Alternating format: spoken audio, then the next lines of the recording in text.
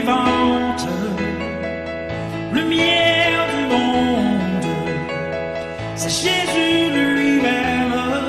Sans elle, tout n'est que ténèbres.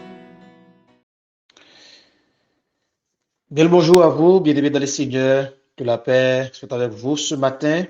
Encore, nous éprouvons grande joie pour nous capables de partager notre phase spirituelle ensemble avec vous.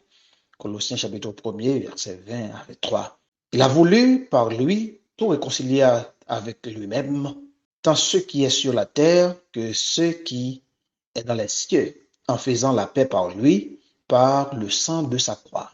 Et vous qui étiez autrefois étrangers et ennemis par vos pensées et par vos mauvaises œuvres, il vous a maintenant réconciliés par sa mort dans le corps de sa chair, pour vous faire paraître devant lui saint, sans défaut et sans reproche, si du moins vous demeurez fondés et inébranlables dans la foi, sans vous détourner de l'espérance de l'évangile que vous avez entendu, qui a été prêché à toute créature sous le ciel, et dont moi, Paul, j'ai été fait ministre.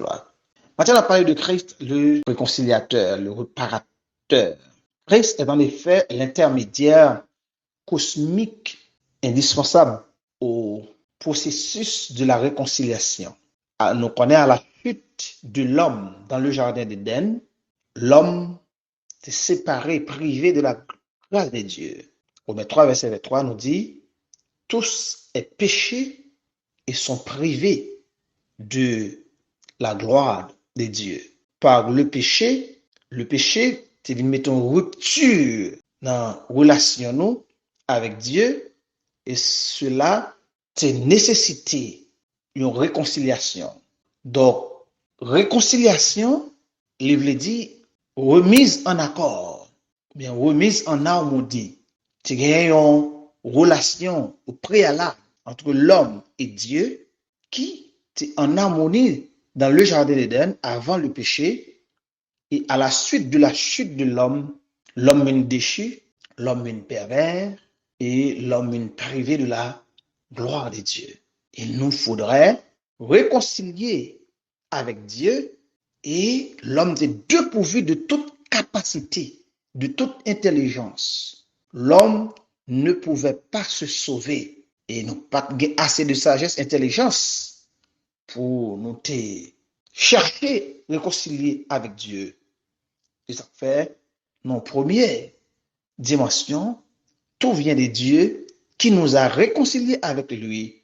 Donc voilà, bien-aimés dans le Seigneur, et Dieu lui-même il a cherché les hommes pour entretenir une relation avec les hommes. Et dans 2 Corinthiens chapitre 5, le verset 18 nous dit, et tout cela vient de Dieu qui nous a réconciliés avec lui par Christ et qui nous a donné le ministère de la réconciliation. Donc, nous joignons Dieu lui-même qui nous a réconciliés avec lui par Jésus-Christ. Donc, dans la conception paulénienne, il s'agit de la réconciliation de l'homme avec Dieu par Dieu. Donc, ce n'est pas l'homme qui t'a cherché Dieu, mais c'est Dieu lui-même qui a cherché réconcilier les hommes avec lui. Et cette réconciliation, les venus dans une démarche de Dieu lui-même, cherchant à réconcilier les hommes avec lui. C'est une réconciliation avec Dieu et par Dieu. Donc, c'est le péché qui est obstacle là. C'est le péché qui crée obstacle là, entre l'homme et Dieu. Donc, chez Paul, réconciliation, c'est établissement de nouvelles relations entre l'homme et Dieu. Donc, en deuxième dimension, Dieu nous a réconciliés avec lui maintenant par la mort de Christ. Par la mort de Christ. Donc, la mort de Christ sur la croix s'inscrit dans le plan divin.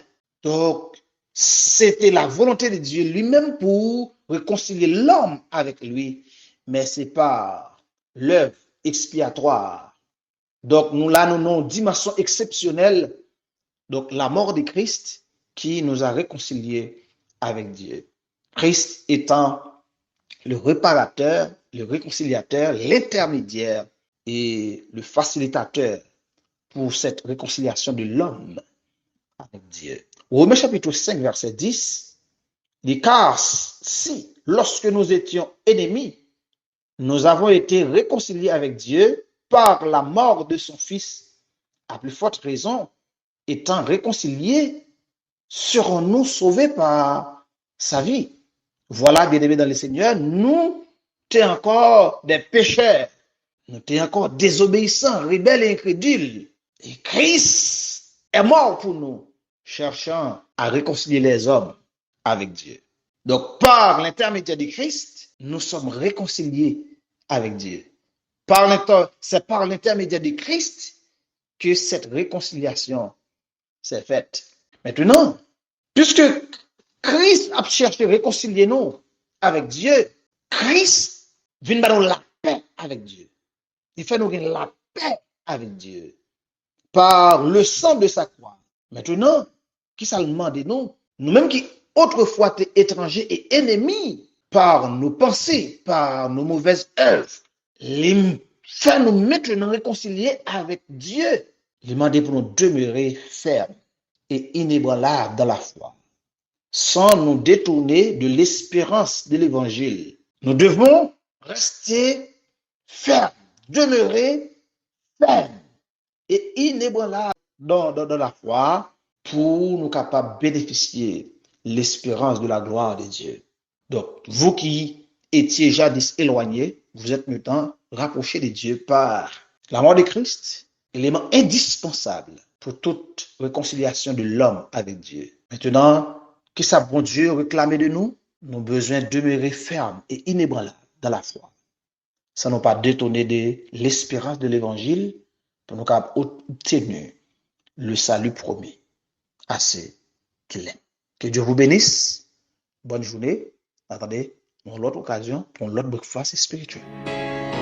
Ta parole est vivante, lumière du monde. Sachez